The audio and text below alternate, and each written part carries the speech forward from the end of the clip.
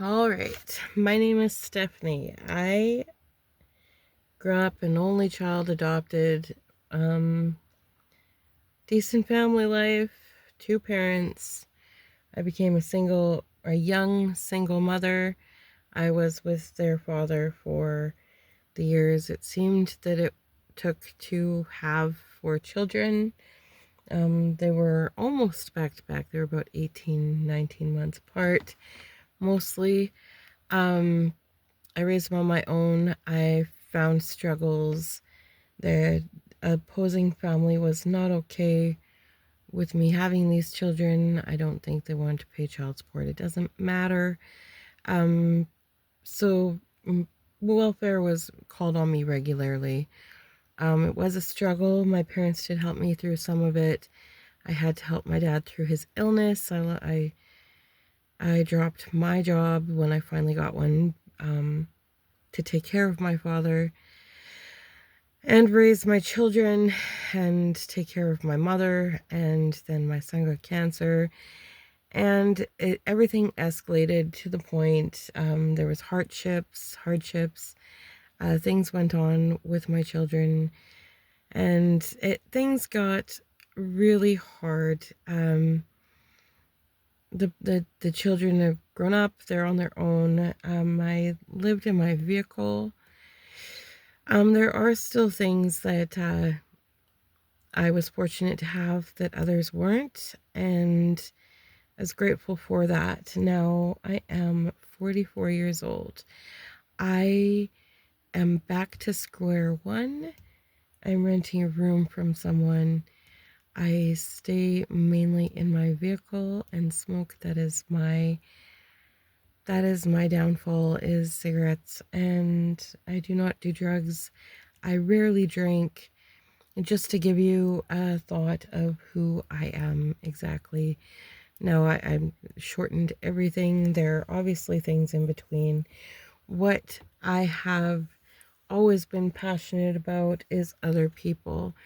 In the past, I'd say about 8 years, I've been more focused on my life. That does not take away from the fact that I am compassionate and that I think of others. What I would like to do, ideally, right now, I do have work. It was hard, obviously, while I was living in my truck, to maintain a cleanliness. There are people who can do it. I failed at it. There was different factors, but it was the inability to get a job that was mine. Um, Now I am renting a room. I am whatever. You can cut me down all you would like. These are just my these are my downfalls. So I'm just going to throw that out there, and then I'm going to say that I would really I have tried several times over the past few years to start going to school to get an education so I can start helping with what I am passionate about. And what I am passionate about is helping others with their strengths and weaknesses. Um, we all go through things, I believe, for a reason. I believe that I have been placed through things to show me what I need to know, despite the fact of others who find a happiness in my downfalls and trying to get over that, which took a long time. I realized that, like I said, everything happens for a reason, and right now I am trying to figure out how I am going to establish myself to help with said thing that I've been passionate about for a long time. Unless I win the lottery, and then I'll be able to do a lot of things with that. However, that has not happened yet. So my thought is about, well, I have a few addictions. Um, I'm a girl that has only touched stuff from the earth. I'm not saying that I've never done drugs. I'm saying that nothing was, I have not had any of those impure things in my body with the chemicals or whatnot. There are a lot of things that I'm completely ignorant to, that I'm quite grateful that I did not. I do think that I could possibly, it takes one low day to have addictions happen. There is a woman that I met as I was in between unemployment and employment. I just found out I got an interview for this place I'm working at the moment, and I spoke to a lady at the government building who is in addictions, and you could completely tell. I gave her a cigarette outside. She talked to me briefly, and then we came in. I went inside, and she followed, where she felt she had to let me know that she was not always like this, in her state. That she was a very productive human being, and once her child was killed, is when she turned to drugs, which to me is sad that people feel they owe an explanation, which I also just gave you about myself. I was heartbroken, and I let her know that if I had one of my children pass, and if I lost one of my children, I might very well be in the same position as her. And that's how it was. There are a few people that I've grown up with that have went into addictions, and they have their own story. However, I've seen parts of their struggles and what happened from those who went straight into addictions and homelessness, to those who were working addicts as well.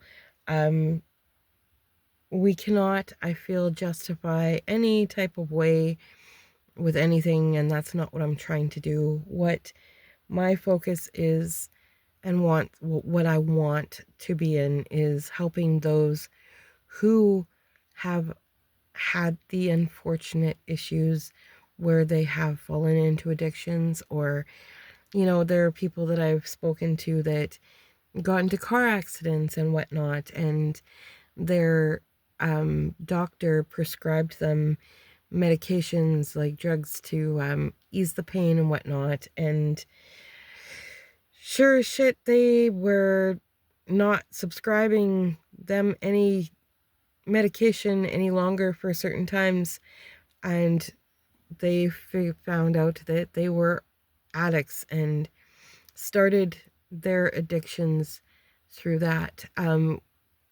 We are, no matter what, we are all one situation away from breaking and falling into addictions, whether it be a loss of a child or family member, whether it be an accident that we live through, or some have had the upbringing that was not an upbringing at all and was sheer hell for them. Not a lot of people were not given the foundation to understand how to be a proper adult. There are those who were not given the foundation, but were lucky enough to find it in some way, somehow. Unfortunately, I have spoken to some of those who discredit where addicts are now, not realizing that not everyone gets the chances or the realizations that they have had. Compassion is important with certain thoughts that we think, and it's hard to change your thoughts. I understand that. I am the same way. I am dead against pedophilia, and I can't see anything other than the death penalty for them. So there are things that I am closed off to, such as that. Uh, and the only thing I can say is that I can say what I can, and hopefully it reaches someone. And that one person, if it helps change their mind or maybe gives them a bump towards some compassion, that's great. I am working at a grocery store, and I I did upset the boss there, who it it doesn't matter, but only because of the train of thought and my past history with my family. Um, there were certain places that I didn't understand why he wasn't doing charity work for them. What he said held and had an impact on me about how these organizations, like the ones that helped my family when my child was sick, that there are so many people who are helping with that. However, we all have communities, and they all need our focus. We each should help build up. And I grew up with my father saying that you cannot pour from an empty cup. You have to fill your cup first. And that resonated with me with what my boss was saying, and it hit home, and a realization that he is completely right.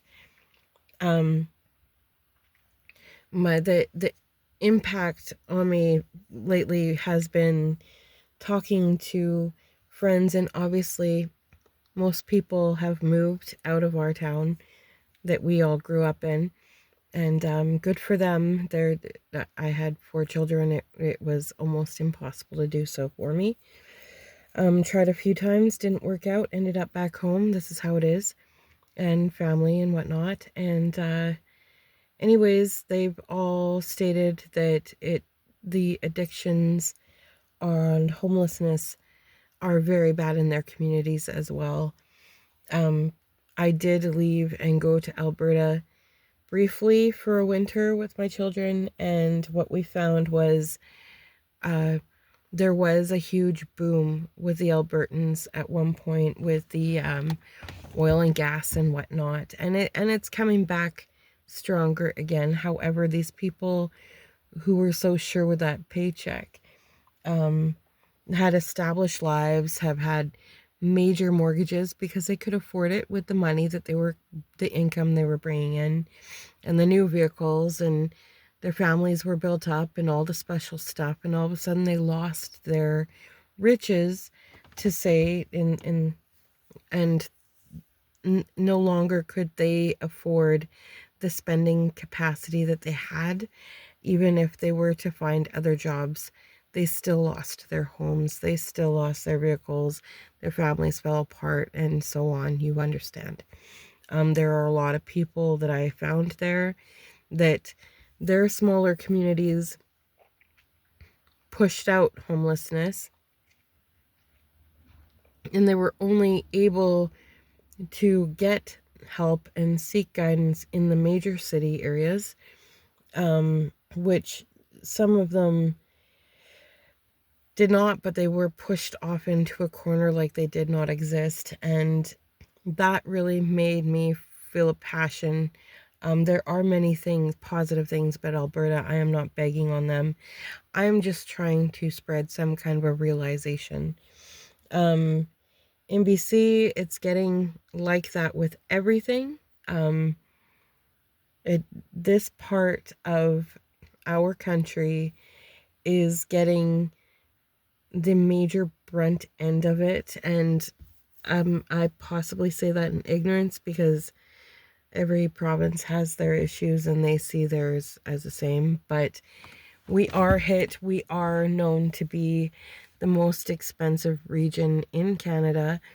Being Vancouver at the beginning, what we had, and a lot of people, this is an issue, is that things will happen, but they're covered up by starting rumors that it's not true. It's not true. When we had the Olympics in British Columbia and Vancouver, the homeless and addicts were offered a certain amount of money to leave Vancouver and go to smaller communities. Now, that has helped build up our addictions and homelessness in many smaller communities here. And as that is happening, we have a lot of social programs that are getting either stopped or cut down majorly. Now our mental health, we had a huge facility in Burnaby that was shut down because they said that it was no longer livable in there. However, when my son was sick, he had the ability to go in and watch one of his favorite people in Deadpool, Ryan Reynolds, do a scene that was actually made in that hospital that apparently you can't, that is not livable, which is weird. That and iZombie and quite a few other shows and movies have been used those facilities for it. They are building something now that has been quite a long strip of time between that. Also, being in the children's hospital with my child, noticing that for British Columbia and the Yukon, I believe there was under 12 beds for children there. This included physical illness and mental illness. There were those who have eating disorders majorly and some mental health issues. It's a huge fight for a bed for a sick child or mental health illnesses and whatnot, which is very and should be very disturbing. And that is for BC and the Yukon. So, 2 provinces. There are a lot of factors that we need to consider. Along with our communities, we need more strengths, and we had a mayor that changed our community from an elderly community for retirement to now it's I think based on tourism, I believe. And they were trying to figure out which would be the best niche for us. What I feel is that we should be building something better. Before this grocery store, I was working in a different one as a cashier as well. What I've seen is elderly who buy cat food not for animals, but to eat. They do not have the funding to really have anything else. This is what the people who helped build, if anybody remembers, in the 90s, was an enriched environment with a very high lead of middle class, which the middle class will state there's a lot more than there is, but it's went down significantly. And what the issues seem to be are that we have a lot of people lacking, a lot of people struggling. I have witnessed elderly with oxygen tanks digging in ditches for pop cans and whatnot so they can have some sort of money to eat, to survive. We are supposed to be building up for our retirements, and this is what's happening to our retired. So We have that. We have a lot of homelessness. Unfortunately, a lot of addicts and a lot of pregnancies that are unwanted, or they try but they lose the fight. Um, a lot of things building against them. I told you about my past. I did deal with the ministry, and with my child being sick, I did deal with the workers, the social workers on that as well. What I saw from each one, because they were a lot of them were very good, and they understood my situations, and um what I could see was they did have programs. There were programs to help build up families to a certain degree. You had to rely on which social worker you had. There are good ones, there are bad ones. Not everyone's amazing. Um, right? And unfortunately, when that's one of the only programs in town, everybody's going to do it because it's easier. Maybe they're going to get extra money. Not all of them are going to be built for that specific thing. However, um, it would be possible that maybe there would be a sector where they would shine in, you know? I wish they did that more often. So, getting to the point of these programs, what they are, the ability that they have after dealing with ministry because of all the issues when the kids were little, which everything was good. They stayed with me, and the people let off. But having that, there's a reason for everything. Now being able to understand what they can do, but also stating that they have cut down some programs, and what the social workers in the hospitals can do, and the power with the social work programs, I would call upon them to build on that. The issues that I have heard from people, and this goes all the way back to like the 70s, so a lot of it is different now, but children go from home to home with garbage bags. They don't have luggage, whatever.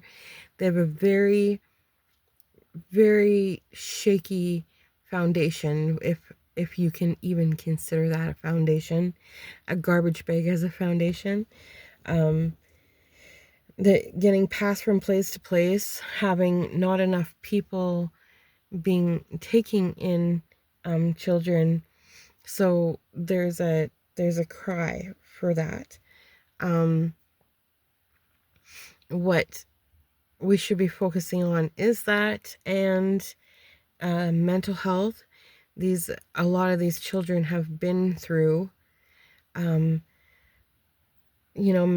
mental, sexual, physical, all these other things that they should not have, and possibly in the homes that they are fostered in or whatnot. So we need more people to build a stability to help these children. And the problem with prior ones are that they were, some of these people who are homeless or addicts, they grew up in that kind of environment in their homes or foster care, and they were not given that foundation, and no one was there to help build it.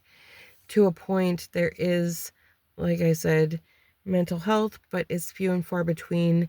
And the kids who got the beds in the children's hospital in Vancouver, their parents had to fight tooth and nail. Now you picture how many of those kids without parents, who's going to fight for them? We need more established in that. And like I stated with my town, looking for what our town's strengths are and what we should be establishing our community on, and along with what my boss has said about building your community, I think something needs to be created here, in every community, but we can only start in our own, which means that we have to push here, and I'm realizing what I have to do. And if you feel that passion, hopefully you will push for yours as well. I think it creates jobs. So those who are of the ignorance because they have work and their lives worked out, and even if it was rough at first and they built themselves up, um, it this, building, if we had more mental health created, if we had more programs for homelessness, that creates jobs for these people. So, that the husband goes to work, he does well, they all do well. You still have a wife at home, you still have children. It is possible that this is their niche. Pushing for something like this would help strengthen those who feel weak, those who have not had an example of being established, who do not feel significant enough, who have been torn down by those who feel they're on the system. This creates work for everyone. This creates money in your community. This helps those who lack the self-esteem to strengthen, and possibly will give them work as well, which means less welfare, less homelessness, less addictions, and less people taking your stuff because they can't afford anything, because they get $300 a month to live on. Now, if you're to be honest now with the grocery price, especially in BC, if you want to get enough food for the week, it's not going to be under $100 unless you're buying like these elderly have to, with the small stuff that's not completely not healthy at all. It's all chemical. Go to the dollar store. That's still, you're going to be a weak person. Trust me, because I lived like that. I'm a big girl already, but not being able to eat, having the inability for the finances to eat, to be living off stuff from the dollar store, or, only being able to afford one meal a day if you can, packing on the weight, low energy, always feeling sick, inability to do much. That does not do anything good for you. I realize these people who already are low down have to face this, and they also get it. You get tired. Your body gets tired. Your brain gets tired. Your mental capability is tired. And I can speak from experience. You can contemplate death. You can contemplate so many things, and I can completely understand how these people fall into addictions, because it shuts down their pain, and for once it makes them, and I've had people explain this to me, it makes them feel okay again. And we need to help that mentality build to something better. And the way things are going is not right. Everything's escalating in a negative way, and nothing's going to get better if we don't come up with something. So I am encouraging others to get passionate. maybe if enough of us speak up, maybe if enough of us create a voice for those who never knew how or no longer know how to have their own voice, we need to do something. And I understand it sounds cold saying that we need to focus on our communities and our country first. I understand there's a lot going on. I understand people have a lot of passion for those getting harmed around the world. However, a lot of people see what's on their TV, but they miss what's not. And they can complain about the addicts and the homelessness in town, but they're not connecting it. So what horrible things that are happening in other countries, it's happening here right in front of your eyes in your own community. Help fix it. Help fix us so that we don't end up like the other countries. And who's going to be there to help us? Because it doesn't seem like America will be. You know what I mean? I'm not saying that against the people. That's how the government's going right now. So, and our government's not doing too great either, as many people think that it is. It's not, because this is still getting worse and it's not gradual anymore. We're jumping leaps and bounds, and something needs to be done. So yeah, thanks for listening. If you've listened this far, I appreciate it. May you have a great future, and hopefully you help others build theirs. Bye.